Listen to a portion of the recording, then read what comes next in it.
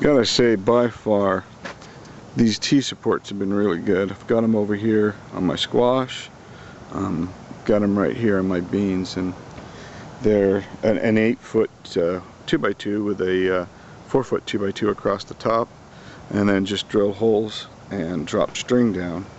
And then we just set them like 6 inches, 8 inches into the ground, and they stay pretty good. But these beans have done great. I've hardly done anything with them. I got them started, and I just set out the poles.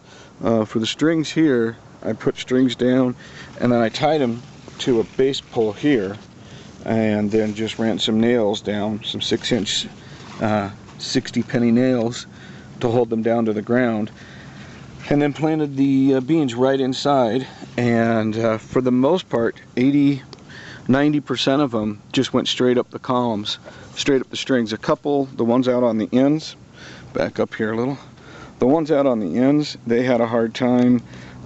They would fall off into the pathways, but if I just picked them up and started them along, once they got going, they climbed all the way up, and you know, they've already hit the top, and they're just making a tangled little nice mess up there, and they'll be nice to harvest. See if I can get a good shot. So that's about 7 feet, I think, right there at the top, so that's a pretty good amount of beans growing there. I put 2 beans to every string, and I spaced my strings like 6 inches apart. It seems pretty good. I should get a consistent crop, so I'm pretty excited about this one. It planted it probably 6 weeks ago, I think. I use a little soaker line at the base on each string. I take this T and I go down and kind of make an A-frame. So if we can get in here, I've these posts I talked about that we tied the strings to.